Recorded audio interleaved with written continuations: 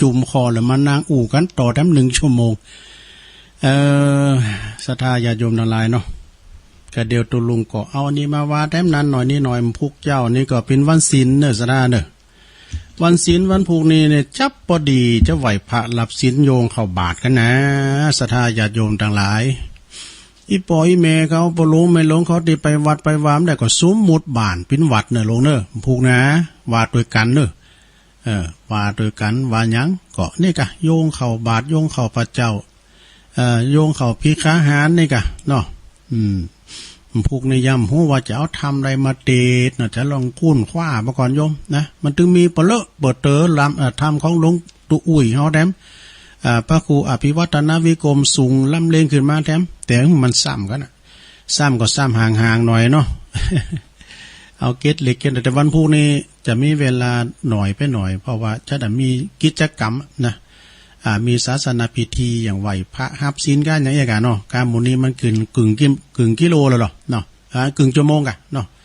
30 นาทีแล้วไอ้นะแต่ตุลุงก็ว่าไปนะว่าไปเป็นกูเป็นกีมกันไปพวกก็วันเสาร์ด้วยนะสุกเอาเราเสาเอาหน่อยเนอะลงเนอะอยู่กับวิทยุไปเตอมันถึงบางงอมการว่าตุลุงเตดบ้าโมนก่อนไล่ไปนะมันถึงมีนะปุตโตกันโหมทำก็ไปเพลงนะตุลุงถึงโหมถึง2นะถึงทำถึงเพลงมีดนตรีอยู่ในหัวใจนักร้องเก่าฟังกันไปงอมไปเงาในโรงเนอไปอยู่คนเดียวเนอเป็นบางเงากกนะยิ้มแย้มแจ่มใสลาเริงกันเนอลาเริงแต่ไปมาหนามอนซอกตอกตุลุงก็จะมีนะมันจะขี่เป็นโรคซึมเศร้าเพิ่นว่านะเขาไม่ต้องไปเงาอย่างนั้นนะลุงนะอยู่ไปฟังไปกินไปตานไปเปิ้นกินเปิ้นตานเขาก็ไปเนาะไม่ลืมเนอในวันที่21นะพี่น้องตามเมืองฝางเนี่ยพี่จ๋าน้อยครับเพิ่นก็จะเมื่อนะตามปูนก็ไปกันเนอะว่าไปป้ากันเนาะแต่ล่ำรถนึงก็พอดีรู้ตัวลุงก็ว่าเปิ้นตกก่อนเนาะเพราะว่าแฮมอย่างนี้เฮาก็มันเป็นเครือข่ายของอันคืนสีขาวที่วัดตุลุงอยู่เนี่ยวัดประทาโดยหน่อยเดี๋ยวนี้เพิ่มมาทั้ง2เป็กตุนเจ้าเป็น7 ตุนไงดูเนนนี่3 ตุน3ก้อแต่ตุลุงก็เป็นหยังตุลุงก็ถึงแต่ไปตัวกันเนี่ยนะสาระทั้งนี้อย่างตุลุงสาระทางงานไปเก็บดูงเจ้ากันก็น้ำเลนหลวงพ่อแล้วนี่วันนี้ถึงไปไหนไอ้น่ะตัวน้อยมู้เลยกับมาต่อยมันตู้อย่างนั้นแหละก็ขอโทษเลยในสาระเนี่ยมันหู้เลยกันหลวงพ่อเนี่ยหู้กันเอาถึงมีอย่างก็ถึงบอกเพิ่นก่อนแล้วนะเอาต่อไปตัวลุงก็จะเอานี่มาว่าแต้มกำหนึ่งก่อนศรัทธาญาติโยมทั้งหลายเอ่ยเนาะก็เดียวเอานี่มาว่าก่อน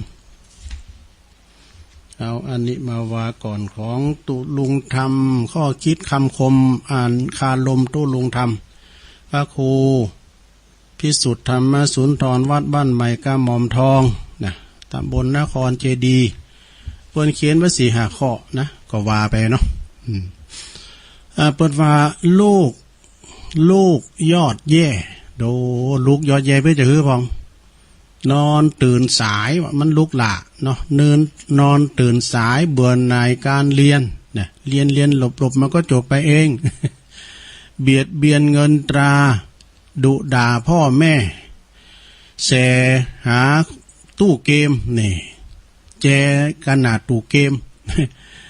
เปรมปรีดูดมุลีกินเหล้านี่กินเหล้ากินยา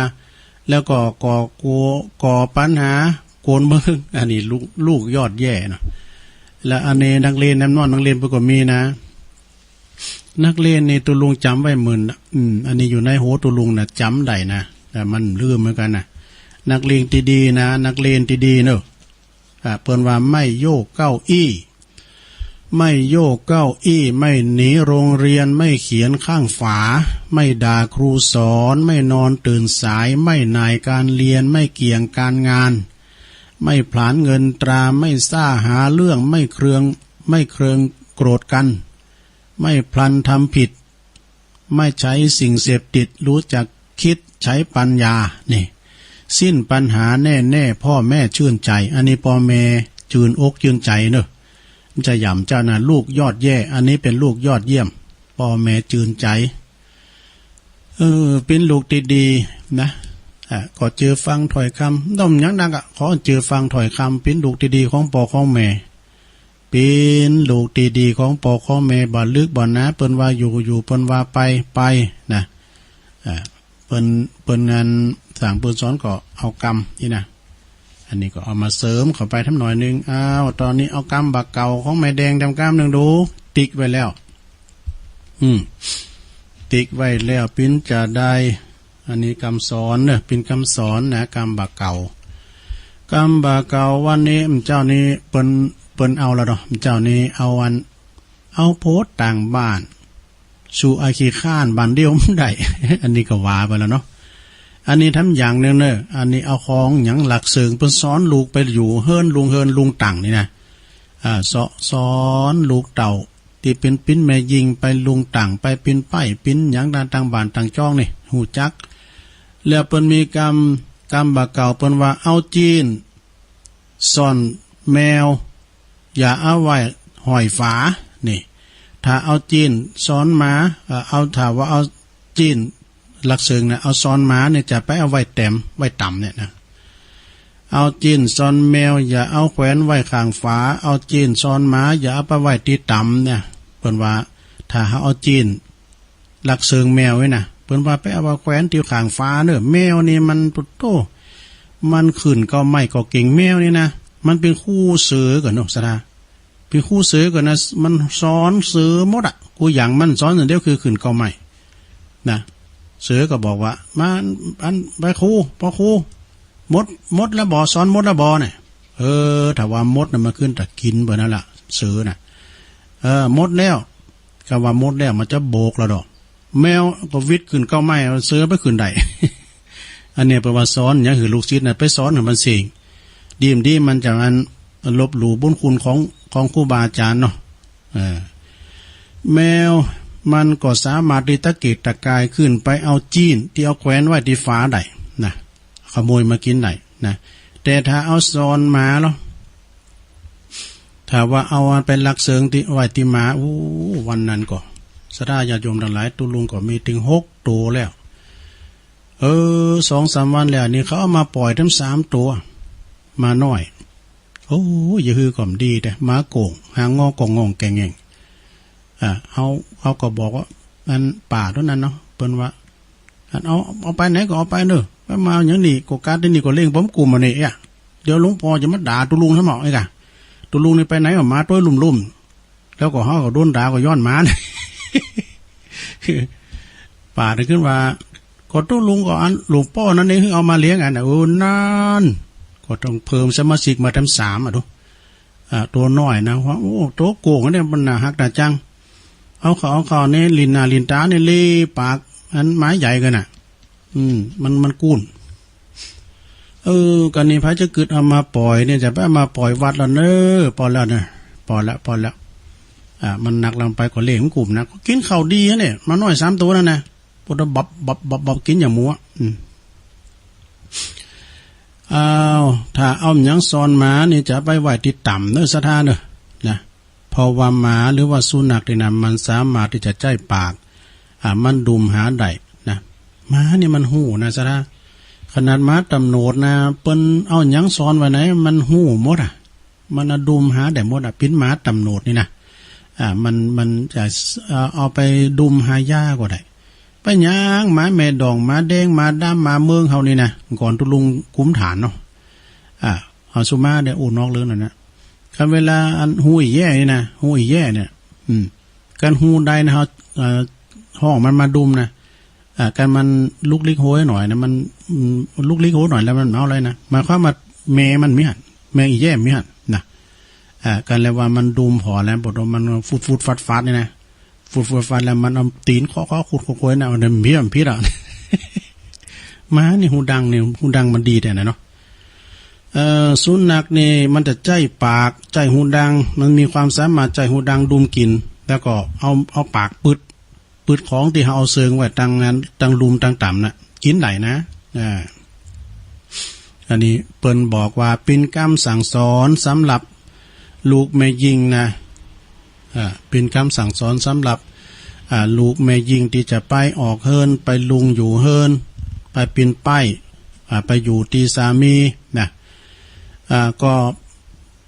พอการที่ว่าแม่ยิงไปอยู่ฝ่ายจะเป็นฝ่ายรับผิดชอบในการทำในเรื่องอาหารการกินต่างๆนั่นเองนะโบราณตันบอกไว้ว่าเมื่อบิดามารดาพ่อแม่ได้เสียชีวิตไปก็เอาแมวกับหมาเนี่ยนะเอาไว้เป็นคู่นะว่าเป็นคู่สอนเอาแมวกับหมาเป็นคู่สอนว่าถ้าเอาอย่างไว้เต็มแมวก็จะกินเนี่ยกะเอาไว้สูงกว่าแมวจะกินเอาไว้เต็มกว่าหมาจะกินเนี่ยกะเพราะการตีว่าเฮาจะบ่มีการเลินเล่อนะคือประมาทเลินเล่อเอาของอย่างไว้เต็มนะทำหืออาหารนั่นน่ะที่เฮาเก็บไว้น่ะถูกแมวกาสุนัขกาเอาไปกินก็หูจักได้เก็บได้เฟดได้เก็บได้พอได้ก้อยตั้งเข้าปลาอาหารที่เฮาจะเอามากินกันนะได้เฟดไว้ดีๆแมวกับหมามันหูดังมันดีแถมอย่างนึงก็มันสอบปลาแห้งกล้ามเนี่ยก็อย่างนะอันนี้ก็ได้เอามาเล่าเหินศรัทธาญาติโยมทั้งหลายก็จบลงไปดูเปิ้นก็ขึ้นดอยมาพอดีหลวงพ่อเขาเปิ้นไปสังฆะเนาะให้เก็บดูตอนนี้ไปเนี่ยศรัทธาญาติโยมทั้งหลายก็จะได้เอานี่มาทำกรรมหนึ่งวันพุกนี้ก็จะว่ากุลโลมด้วยเนอะจะว่ากุลโลมโดยกุลโลมนี่มีหยังกุลโลมนี่มีกูอย่าง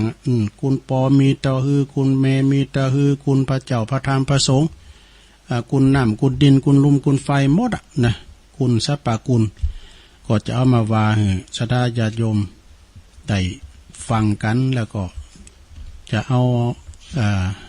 ทำนี่ได้เสาะหากันนำทำคำสอน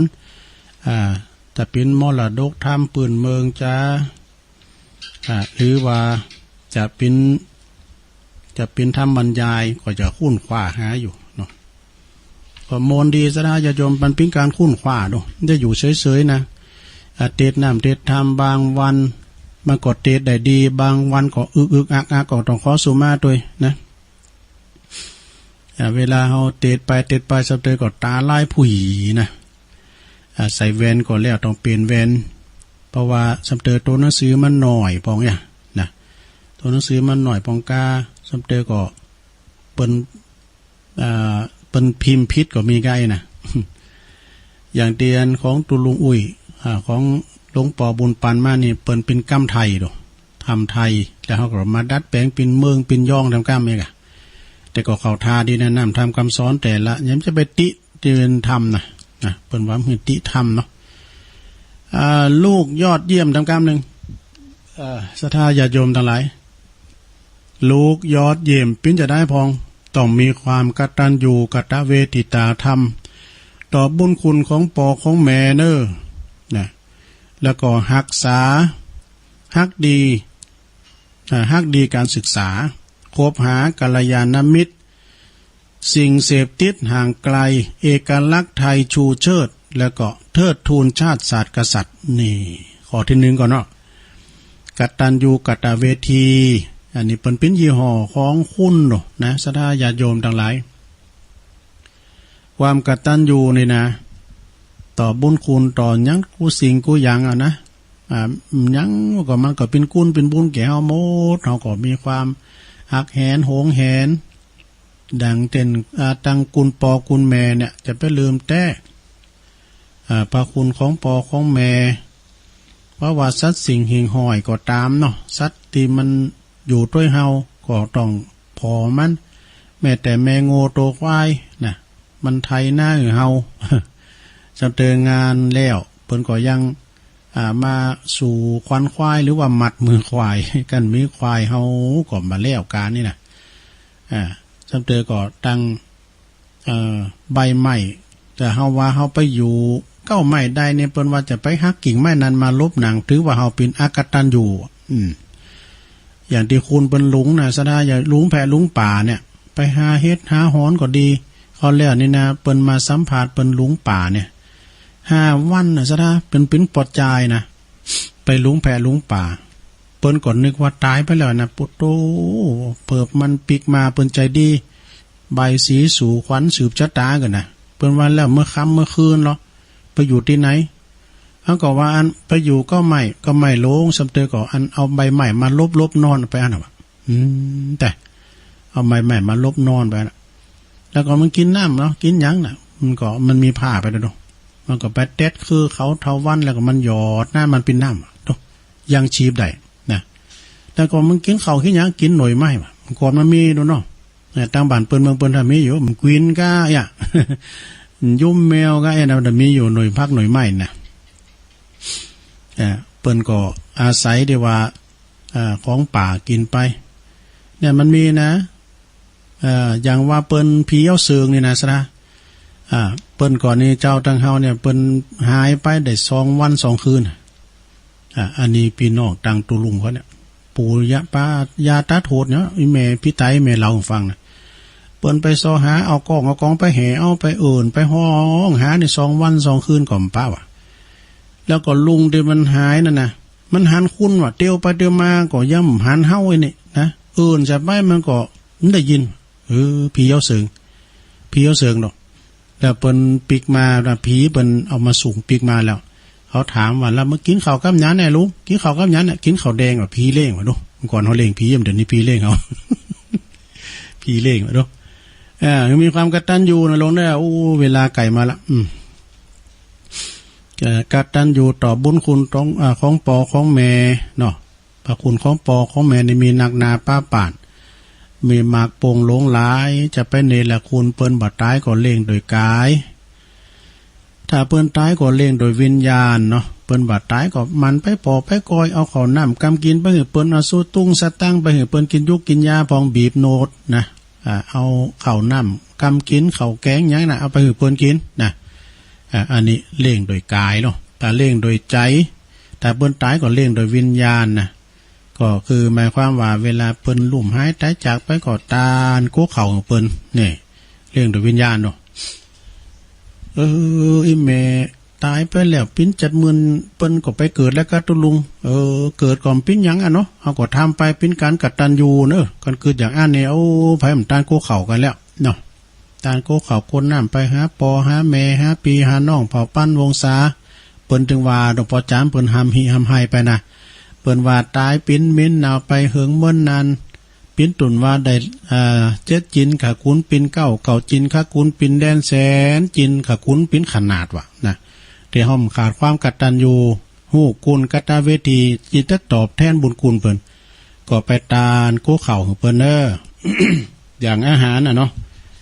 อาหารบ่เดี๋ยวนี้มันอาหารตามฤดูกาลนะสดายามเฮ็ดถอบก็เอาเฮ็ดถอบไปกะโหลโอ้มเจ้านี่เน็ตนะแกเนอะ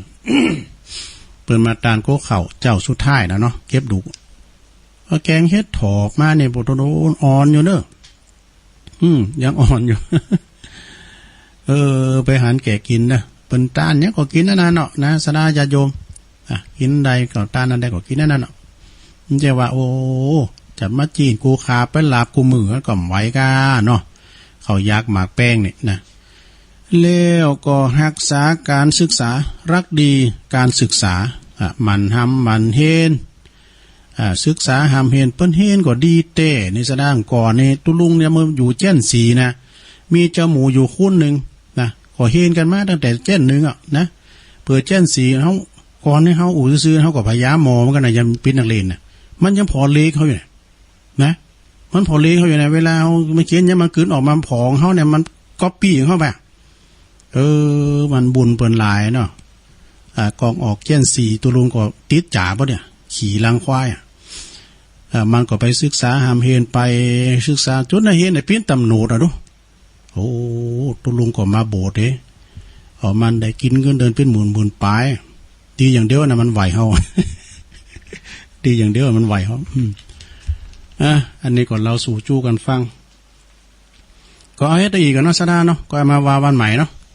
มันได้เวลาเดี๋ยวจะปืดซ้ายแล้วนี่มันโมนก็ปืดซ้ายนี่กัน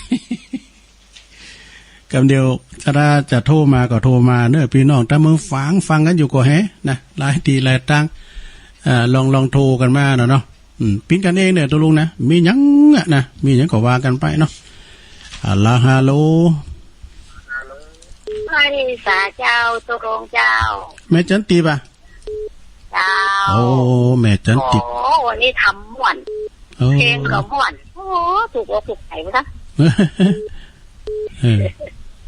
เพลงงั้นทำวันนี้เสียงดีขนาดเลยเจ้าโอ้ทำมันขยาวไปหน่อยเนาะเจ้ายาวๆน่ะดีฮู้เรื่องดีเจ้าแม่น่ะเกตกาลามโอ้ฟังเจ้าแล้วได้กังว่านี่ดูตามหน่อยมันไขลับเจ้าเนี่ยคืออื่นไม่อย่างว่าสอบแตกกันอ่ะเพราะมันก็มีพองนั่นน่ะแม่มันแบบมันกังว่าน่ะเปิดเฮาเปิดมันรู้กันพองแต่กับพัดมาต่อหาแล้วมันเหมือนเจ้านี่ชัดเจนดีเนาะเจ้าแม่น่ะเอาขอบคุณแม่จันติบนักๆเด้อสาธุเป็นกำลังใจฟังเราขอบคุณเลยเจ้าผู้ก็โทรมาแถมเนาะ0899555606เจริญปอนสายที่2ครับพี่จ๋าจุลุงโอ้บ่น้อยบุญปานน่ะเนาะโอ้ฟังอยู่เลยโอ้ดีแล้วปอน้อยก็ฟังติดตามขนาดเด้ขนาดด้วยพูดรายการละโอ้บึดก็ฟังมันเป็นยังพวกกันจะยุดกันได้รับอ่ะฮู้เนอะอันนี้ตุลุงก็มีกับเขาจะตั้งสถานีซึ่งประเทศพระบางอุดมให้นะอันน่ะยุดยังยุดกับโอ้กว่าจะออกได้ก็3:15ล่ะอันน่ะโอ้อันเจ้าเปิ้นเอาอันนั้นออกอยู่ดูอันอาจารย์ยอดเล่าเรื่องนั่นน่ะเปิ้นอู่เรื่องซับปะเหลือครับตุลุงก็ซุ่มฟังอยู่ว่าตัวปีเลินเปิดแต่เต็ดเข้าได้จ้าไอ้เนาะนึกว่าพี่น้องเมืองฟังได้ยินแน่ก้าไอ้อ่ะได้ยินเคยสายเคยหาตุลุงผู้รายการผู้มาเจ้ากับพ่อผู้ก็โทรมาแถมเนาะตามภาษาครับขอบคุณปอหน่อยบุญปานเนอสาธุอันนี้จากเมืองฟางมาแล้ว1สายขอบคุณปอหน่อยเนอเจริญปอนเจ้าไว้สาเจ้าอันนี้ทางใดอยู่ไม่ย่อยสนใจเจ้าแม่สมพัฒน์เนาะเจ้าแม่สมพัฒน์เจ้าก็ฟังเดี๋ยวผมมาฟังก็ลงออกมาฟังตลอดนะเจ้าดีกะแดดร้อนเวลาฝนมาตกอ่ะมีฝนเหรอแม่มีฝนมันบดมืดไหนเขาว่าระวัง13 ถึง 15นะพยากรณ์อ่ะ3มันผูกหนองมันลือกันหนองผูกกันหนองผูกกับวันศีลอ่ะเช้าผูกวันศีลด้วยไปวัดอ่ะแม่นเอานี่ก็เป็นละเนื้อวัดว่าเจ้าไปละเลยเจ้าผู้ศีลไหนทุกแรงสุดตุลุงก็ละเนาะตุลุงก็ละวัดละวาดเพราะอยู่ที่วัดเนี่ยนี่เจ้าผู้ของเจ้านี่ไม่ได้อยู่วัดนี่เนอะเจ้าสาธุพวกเจ้านี่จะไปฉันเจ้าแล้วก็ไปทำบุญที่วัดพระธาตุดอยหล่อเนี่ยพวกเจ้านะเจริญปอนมาชการเจ้ายายพรร้องวัวแดงสันกำแพงเจียงใหม่มาแล้วผู้มือฉมังเหมือนกันเนอะยายพรเนี่ยโดนโจ๊กว่ามีฝุ่นไหมมีฝุ่นอันนี้รถมันเลยนะโอ้บุตรแต่เอาหูนี่แรงก็จะโต๊ะก้ามคืน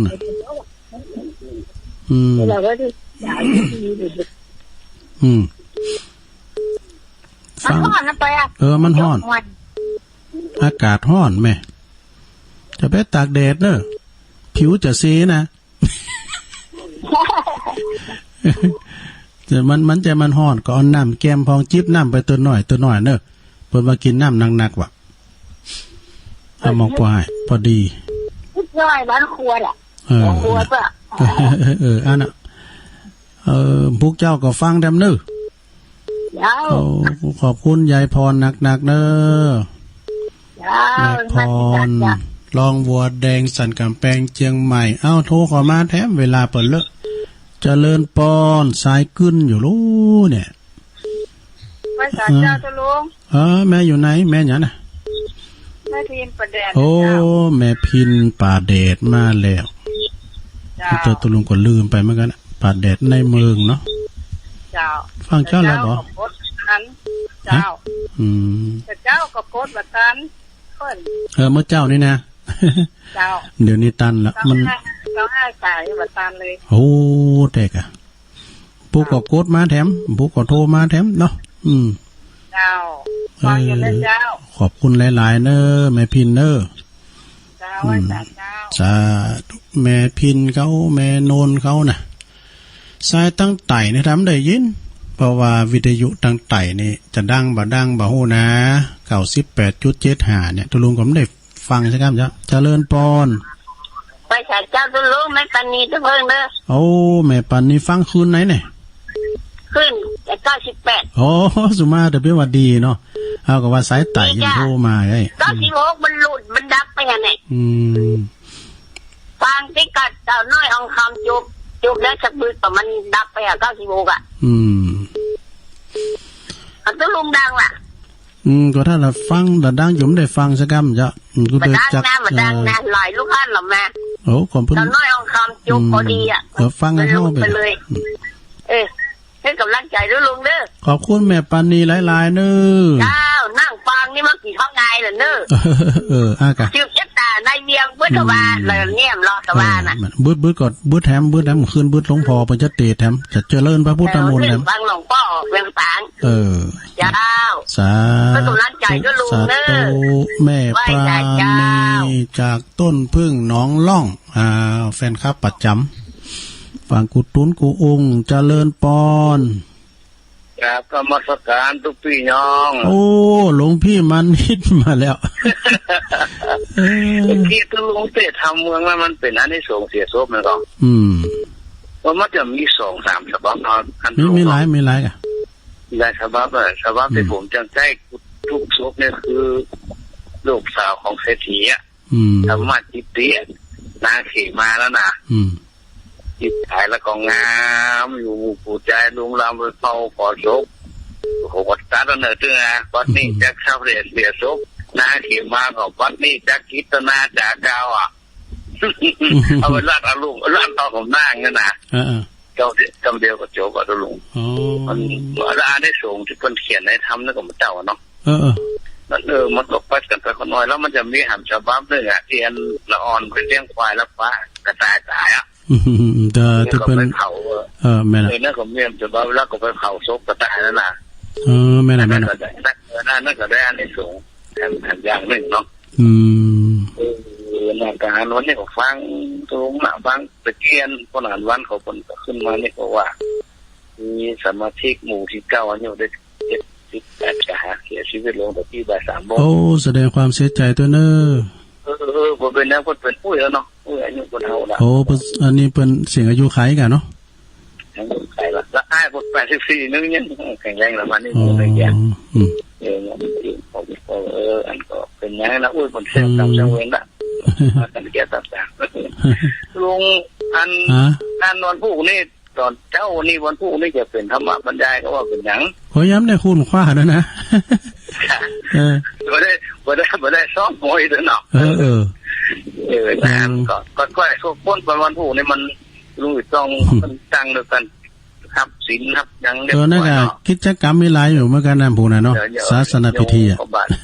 จับพอดีแต่วันศีลเนาะนั่นก็จับพอดีจับวันศีลพอดีอ่ะศีลผู้น่ะแต่ว่านั้นที่ผมว่าลุงยังง่ายวันนู้นเนี่ยว่าจับพอดีได้วันศีลถ้าศีลหน้าได้แท้ผมจับวันนั้นนะศีลหน้านี่ครับวันที่20 เดือนดับอ่ะวันที่20อ่ะแม่น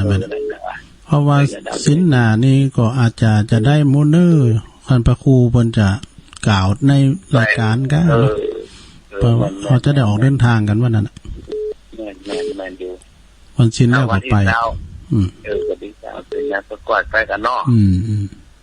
ฟังอยู่ตลอดได้ธรรมะด้วยแต่ฟังโดยศรัทธาไปกดฟังเนาะเบิดก็ขึ้นมาถามว่านี่ได้บอกต้องคือคนได้ฟังตอนแรงเนาะส่วนมากก็จะปันอากาศงานผ่านห้องคนเฮาเพื่อบอกว่าไปหาตัวนี้ของที่บนแข็งแรงเนาะโอ้ก็เปิ้นใจโหมแล้วแต่เปิ้นก็ฟังแหละเนาะโอ้ทุกคนเนาะที่ฟังเนี่ยอย่างสมมุติว่าอย่างมันอย่างที่เปิ้นโทรศัพท์มาหาตัวลุงนี่นะแสดงว่าเขาติดตามรายการกันมาตลอดทุกวงเลยเด้อง่ายจะขึ้นนี่มาหาขึ้นนี่อ่ะเนาะโอ้นอนจนป้ายอ่ะกันนี่ป้าละ104.5ต่อป้ายนะลุงเนาะครับดี ทีละสาธุนะตุลุ โอ้ งนะครับ ขอบคุณหลายๆเด้อไหว้สาหลวงพ่อนะครับเด้อหลวงพ่อมานิดพิชิตสังฆทานทาวโรสำนักสงฆ์หอมบุญป่าไม้แดงดอยสะเก็ดฮัลโหล ไหว้สาเจ้า เจริญปอนยมอยู่ตั้งใด อยู่เมืองฝางเจ้าอยู่บ้านเสาหิน โอ้เสาหินเมืองฝางก็มีได้แม่หยังน่ะแม่หยัง แม่เม็ดเจาะ แม่เม็ดเนี่ย แม่เม็ดสมล่างเจ้าฟังอยู่ตะกี้ป้าฝันเนาะเพิ่นโทรไปเนาะโอ้อันนั้นนี่แฟนคลับประจำกะ มาปน้อยบุญฝันเพิ่นก็จ่ายหน้าบ้านเจ้าไปจังวันเนาะบ้านเพิ่นจะอยู่นั่นน่ะบ้านเพิ่นจะอยู่อันทางในบ้านเจ้าแม่อยู่บ้านยังก่อนแม่อยู่บ้านแต่เสาหินสองไปกำลังบอกเด็กลืมแล้วเสาหินเนาะแม่เม็ดสมร่างจากเสาหินฝางเจ้ามันนั่นมันก็โทรติดหยาดหน่อยเนาะย้ำกันแรกนี่ไงกะจำกลางวันนี่นะฟังทุกวันนะเจ้าพวกเจ้าก็ฟังทำเด้อเจ้านี่ก็ฟังได้ฟังผ่องได้ฟังผ่องมันต้องได้ไปกราบนะไปปิ้นเนี้ยก็ไปกราบได้ก่อนพวกก็ซ้ำวันศีลด้วยเนาะพวกก็ไปอยู่แต่ไปอันวัดถึงหินนี่ถ้ามดเดินหยิบเองแล้วตุ่นบักไปแล้วเหมือนกันเนาะอันนี้ยังออกสารแล้วก่อนแล้วอันนี้ตอนนี้นะเจ้าแล้วก็ไปกราบเจ้าก็ไปใส่บาตรแล้วกราบพุ่นเองอ่ะปีนี้ไปจะมานอนลงเนอะตอนเป็นเฒ่านะนอนวัดวัดเย็นเจ้าบ่นอนเจ้าแต่ว่าอันทำวัดเย็นนี่มีอยู่เนาะตอนนี้เป็นมาสูตรมนต์เลยไปขึ้นมาสูตรแล้วกันเจ้าวันศีลนะแต่ปีนี้ใจก็ตุลุงนะขอบคุณแม่เม็ดเนอร์สมร่างเสาหินฝางเนาะสาธุเพิ่นโทรมาข้างแรกเจริญปอนนมัสการเจ้าตุลุงอันนี้โยมพิสมัยโยมพิสมัยสุริโยดอนจากบ้านดอนบานตำบลหมางแก้วอำเภอแม่ริมจังหวัดเป็นประกรรมบ้านเนี้ยก็บ้านเนี้ยก็บ้านดอนตันตำบลหมางแก้วอำเภอแม่ริมบ้านดอนตันน่ะเนาะตำบลดอนแก้วเนาะใจเมืองกะเมืองแก้วดอนแก้วคนละฝั่งแต่กันเนาะดอนแก้วน้ำราชสุนทรารามแม่น่ะไปทางงานมุกเนี่ยก็พี่มุกไปทางปนจากคำพี่มุกเนี่ยก็ปุ้นเป็นดอนแก้วแห่งฝั่งน้ำปิงหนึ่งก่อนนั้นพี่ลุงเคยไปนะน้ำบ่อปั่วจะเป็นเมืองแก้วมาตะเพจับมาตังวัดตังไม่โตมาตังวัดต้องเปิดเกตมาตังวัดต้องหมุนน้อยอ่ะโยมพิสมัยฟังเจ้าแล้วกะชัดเจนดีก่อชัดเจนดีเจ้าดีแล้วผู้ฟังที่ฟังมาชัดเจนเจ้าสรุปมันก็มีเป็นจุดอ่ะมันก็มีเป็นจุดชับจุดก็จุดบอดเอาหนวดก็ได้เจ้าหนวดน้อยหนวดเส้นน้อยก็ได้เจ้าตัวลุงก็บอกกันละมันจะได้ชัดเจนขึ้นหรือว่าใช้สายไฟเนี่ยว่าไปเนาะถ้าเป็นเสานะเป็นเสาถ้าดีละตั้งตัวลุงเขาเนี่ยถ้าได้ยินแล้วพวกนี้เสา60 เมตรเนี่ยจะแวะตามวันที่12นี่ก็เข้าพรรษาแล้วก่อนเนาะได้เจอกันเนาะนั่นแหละป้าฉันนี่จะไว้หล่นเนาะหันตัวลุงก็เมยเลยนะขอบคุณโยมพิสมัยเนอสุริโยดอยนะสาธุสุริโยดอนโน้จะเป็นดอนขอบคุณสาธุตัวลุงมันมาขี่เปลี่ยนน้ำสกุลเบิ่นนะอย่างป้อบุญทำสังเข้าเนี่ยก็นะสังเข้าฟันนี่ไงสายคำฟันมาปล่อยเข้าสังเจริญปอนไม่ตาเจ้าชมอยู่ตั้งใดยมอยู่ปากไฟใต้เจ้าแม่แดงกะเจ้าแม่แดงล่ะแม่แดงรัตนาดอกตะล่อมน่ะดอกตะล่อม อยู่กาดบ่อยู่ก้าเจ้าอะไรขายข้าวขายมะแรงนี่คนน้ำหนักแล้วก็ลดก่อนหนักเนาะวันนี้ได้ฟังวิทยุมาตัวนะเจ้าดีกะเจ้าฟังตลอดเด้อโอ้ขอบคุณหลายๆเนอะที่เพิ่นฟังกันเจ้าไหว้สาเจ้าสาธุกะแม่นไขมันเด้ออิมากะขึ้นกะแม่นไขมันเพิ่นสิเอาแป้งกิโลนึงก็30นะเจริญปอนเจริญปอนสาธุเจ้าตั้งใดจ๊ะโทรจากตั้งใดน้องแป้งเจ้าโอ้แม่ปานนี่อ่ะเจ้าแม่ปราณีพี่น้องน้องแตนมาละน้องกดพอบกดติดอยู่ติดกะท่อนเจ้านี่ได้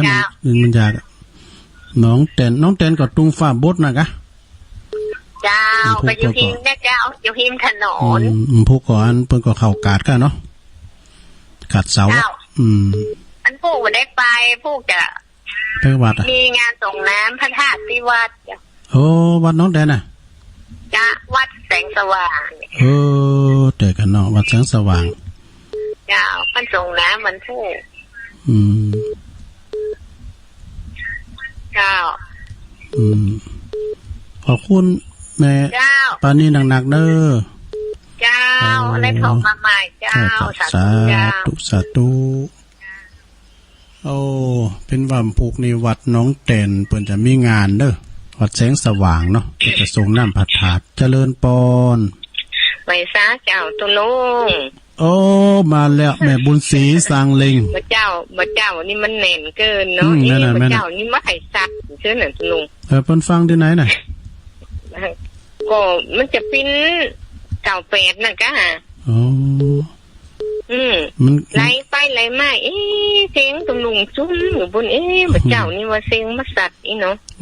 บ่เจ้าบอกว่าตุลุงเต้นอันวันพัดได้ออกรางวัลเนาะเจ้าว่านะเพิ่นว่าก็ไปแกงหน่อสุ่มแม่บ่เต้นโทจะกำไข่โหว่าแกงหน่อสุ่มเจ้านี่โหมคือผู้ยังแควนนั้นได้แฮมผู้วันศีลแม่เนาะนุโมทนาลุงเด้อกินไหนก็ได้ออกกูจุดนี่เนาะนั่นกะเสียงหลักขังทองเสียงน้ำเสียงถ้ำมีตึงมูลอกมูลใจได้แต่นะลุงเด้อแม่นะจ้าแม่กำลังใจไว้จ้าเจ้าตะกี้สนใจแต่เด้อยินดีหลายๆอันนี้แม่บุญศรีสร้างเลงพี่น้องตุนพึงน้องหลองเด้ออันนี้นะเพิ่นก็คุณบุญคุณกินคุณตาลแม่บุญศรีแม่ปานีเขานี่อายุโทรมาเท่าไหร่อายุเจริญปอนไอ้ส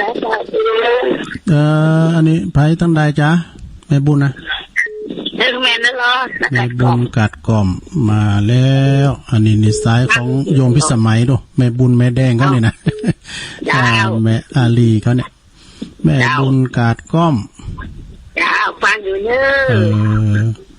แม่บุญขึ้นกัดกล่อมแม่หน่อยขึ้นกัดนัดเนี่ยได้ยินดีนะแม่บุญเนอะสาธุ089955656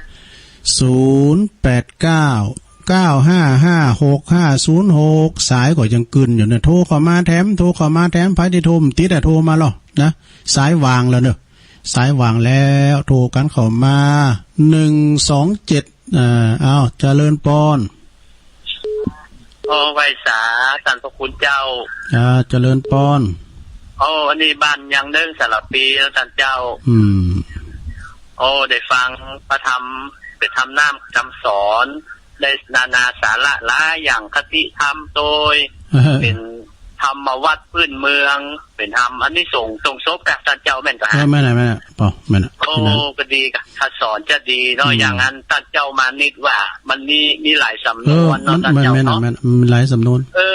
ก็ดีนะอันมันเป็นอันนี้ส่งฟังธรรมอันนี้ยังเคยได้ฟังแต่อันที่ท่านเจ้ามานิดอู้ตะกีนได้ฟังมาเตืองล่ะอันนี้เก่าขนาดได้อัปสตึป้าหมดอ่ะดีจำนวนเปิ้นพ้อยความอย่างจ้าดีท่านเจ้าฟังมันก็คับกันดีเนาะเป็นคำสอนเหมือนกันนะครับ โอ้กว่าเปิ้นจะปริศนาเรียบเรียงเป็นผูกได้นี่ใจเวลาเมื่อสักแก่กว่าจะได้เป็นภูมิปัญญาเนอถ้าปัจจัยนักปราชญ์บัณฑิตแต่ก็มาได้ครับแต่มันติดอันนี้เป็นถ้ำเก่านะพี่นั้นแล้วก็มันติดมันขับกันดีพองนะเนาะมันครับดีกรรมมันเลิกดีกรรมมันลึกซึ้งดีครับแม่เนาะโอ้รักษาไว้ให้ลูกคือหลานได้ฟังเนาะก็คือมันได้หายสูญท่านเจ้าโอ้ไว้สามโมทนาสาธุขอบคุณพี่นั้นนะสาธุอันนี้พี่นั้นนักปราชญ์บัณฑิตจากยังเนื่องสลับปีเนอขอบคุณหลายๆพี่นั้นทั้งปุโนทั้งแม่วางบ่น่ะเนาะเหล่าป่าฝางโทรมาเปล่าเนอเจริญปอนเฮาโทรไปแล้วนะได้ติดแล้วเอาเลยอูเลยไว้ฝาเจ้าเจริญปอนโยมอยู่ไหนอยู่ดอนใจในริมเจ้าโอ้ไกลเหมือนกันละได้เจ้าโทรบ่อยแล้วแบบติดเจ้าวันนี้ติดเจ้าโอ้ดีกับแม่ยังก่อนนี่แม่มณีรัตวงศาเจ้าโอ้รัตวงซ้ายวงศาเจ้าแม่มณีรัตนะวงศาแต่เจ้าเป็นตัวแทนของงานตำบลแม่สาเนี่ยเจ้าโอ้ตำบลแม่สายฟังกันนักเจ้าแม่ริมเนาะตอนใจเนี่ยเจ้าโอ้ขอบคุณนะโทรมาครั้งแรกเนาะเจ้ามาครั้งแรกเจ้าพอโทรแล้วมันติดมาเจ้าปกติติดวันนี้เจ้านี่แหละเป็นบุญเด้อขอบคุณหลายๆเด้อแม่มณีรัตน์วงศาสาธุเข้ามาแต้มเวลาเหลือทำ15 นาทีสุดท้าย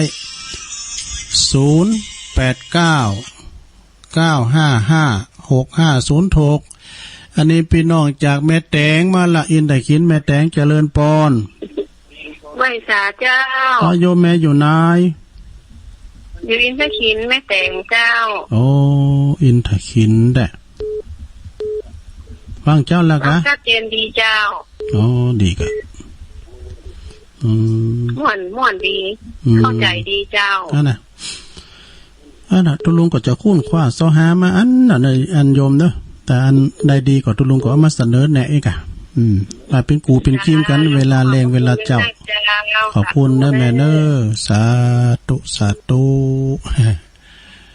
นี่เป็นอยู่แม่แตงบนอินทขินนะป่านคู่โอนครับเจริญปอนแม่สังเงียมเจริญศรีอ๋อแม่สังเงียมไหมปากโมกันฟังอยู่ดิดีกะเจ้าอยู่คนเดียวมันง่อมล่อน้องไปรับจ้างยะเจริญศรีอยู่บ้านไหนแม่สังเงียมอ่ะฟังตึงไม่เจ้าตึงไม่เจ้าไม่แรงเสียงอย่าละอ่อนน้อยได้ตึงแม่เจริญศรีโอ้ถามว่า74เขาฟังเสียงอย่าละอ่อนเนี่ยไปวัดมาได้เดินเปิดฟังไม่ลาได้เดินก็มันหลับก็โอ้ได้กะฝากไปก็ได้นะเนาะนะเป็นยังนะโอ้ก็พอสอนล่ามันนี่นั้นแม่สังเกตอยู่บ้านยังก็ตุลุงจดบันทึกไว้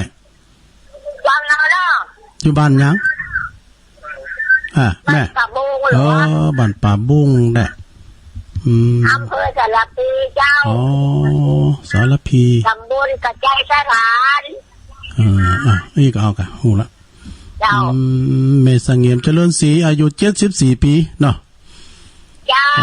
ขอบคุณหลายๆเนี่ยต้นลงแล้วโอ้สบายใจกะเจ้าเป็นกำลังใจเป็นยาปากหนึ่งนะเคยเปิดโทรมาคือกำลังใจน่ะตุลุงสัมปินโตเป็นสุยกันนี่เจ้าขอบคุณสาธุแม่สังเงียมเจริญศรีสายต่อไปเจริญปอนไหว้สาครับคุณโยมตั้งใดจ้าพี่นั้นแม่ผู้ค้ายาใจได้แม่ผู้ค้าพี่นั้นจะแม่ผู้ค้า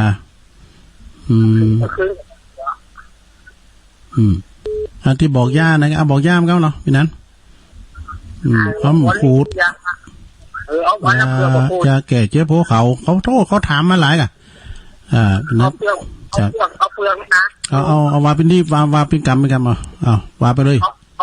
เอาเปลือกแล้วก็เอาทักตาของหนูด้วยนะ แล้วก็เอามาแกะเอาเปลือกเรามาดองเหล้าขาวมาเดือนโอ้แล้วก็เอามาทาเลยผมเอาแต่งไปแล้วคนหายก็หลายคนว่ะนะครับแล้ววันนี้ก็มียาวันนี้ยาแก้ความดันเนอะมาเหรออันเอาใส่โจนเนี่ยไม่ลิ้นฟ้าน่ะไม่บริไม่นี่นะแล้วก็เอาไปเอาออกจากต้นมันแล้วเขาทาขึ้นเนอะ